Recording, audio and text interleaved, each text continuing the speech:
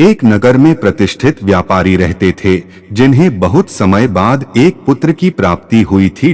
उसका नाम चंद्रकांत रखा गया। चंद्रकांत घर में सभी का दुलारा था।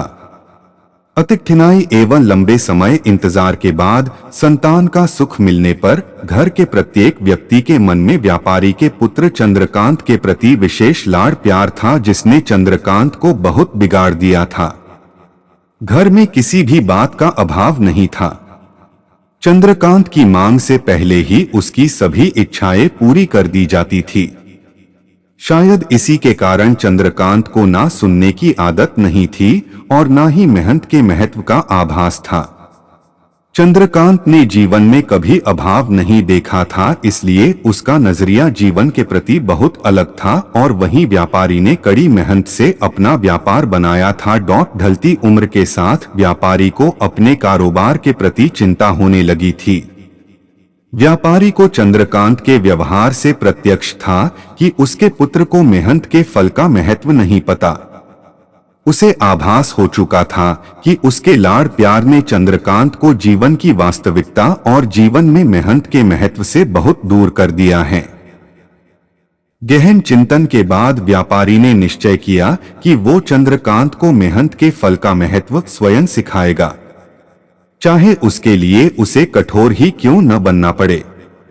व्यापारी ने चंद्रकांत को अपने पास बुलाया और बहुत ही तीखे स्वर में उससे बात की। उसने कहा कि तुम्हारा मेरे परिवार में कोई अस्तित्व नहीं है, तुमने मेरे कारोबार में कोई योगदान नहीं दिया और इसलिए मैं चाहता हूं कि तुम अपनी मेहनत से धन कमाओ, तब ही तुम्हें तुम्हारे धन के मुताबिक 2 वक्त का खाना दिया जाएगा।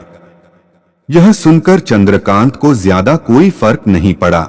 उसने उसे क्षण भर का गुस्सा समझ लिया, लेकिन व्यापारी ने भी ठान रखी थी। उसने घर के सभी सदस्यों को आदेश दिया कि कोई चंद्रकांत की मदद नहीं करेगा और न ही उसे बिना धन के भोजन दिया जाएगा। चंद्रकांत से सभी बहुत प्यार करते थे, जिसका उसने बहुत फायदा उठाया। वो रोज किसी न किसी के पास जाकर धन मांग लाता और अपने पिता को दे देता, और व्यापारी उसे उन पैसों को कुएं में फेंकने का बोलता, जिसे चंद्रकांत बिना किसी अड़चन के फेंक आता और उसे रोज भोजन मिल जाता। ऐसा कई दिनों तक चलता रहा, लेकिन अब घर के लोगों को रोज रोज धन देना भारी पड़ने लगा। सभी उससे अपनी कन्नी काटने लगे, जिस कारण चंद्रकांत को मिलने वाला धन कम होने लगा और उस धन के हिसाब से उसका भोजन भी कम होने लगा। एक दिन चंद्रकांत को किसी ने धन नहीं दिया और उसे अपनी भूख को शांत करने के लिए गांव में जाकर कार्य करना पड़ा। उस दिन वो बहुत देर से थका हारा व्यापारी के पास पहुंचा और धन देकर भोजन मांगा।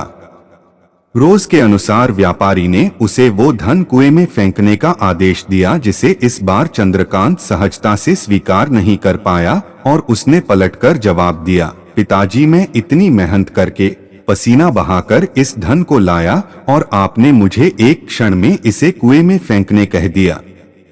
यह सुनकर व्यापारी समझ गया कि आज चंद्रकांत को मेहनत के फल का महत्व समझ आ गया है। व्यापारी भली भांति जानता था कि उसके परिवार वाले चंद्रकांत की मदद कर रहे हैं, तभी चंद्रकांत इतनी आसानी से धन कुएं में डाल आता था। लेकिन उसे पता था एक न एक दिन सभी परिवारजन चंद्रकांत से कन्नी काट लेंगे। उस दिन चंद्रकांत के पास कोई विकल्प शेष नहीं होगा। व्यापारी ने चंद्रकांत को गले लगा लिया और अपना सारा कारोबार उसे सौंप दिया।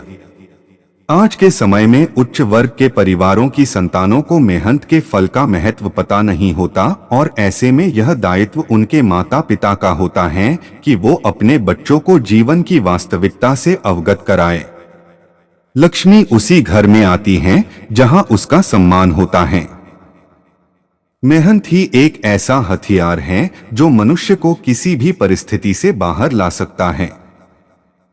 व्यापारी के पास इतना धन तो था कि चंद्रकांत और उसकी आने वाली पीढ़ी बिना किसी मेहनत के जीवन आसानी से निकाल लेते। लेकिन अगर आज व्यापारी अपने पुत्र को मेहनत का महत्व नहीं बताता तो एक न एक दिन व्यापारी की आने वाली पीढ़ी व्यापारी को कोसती।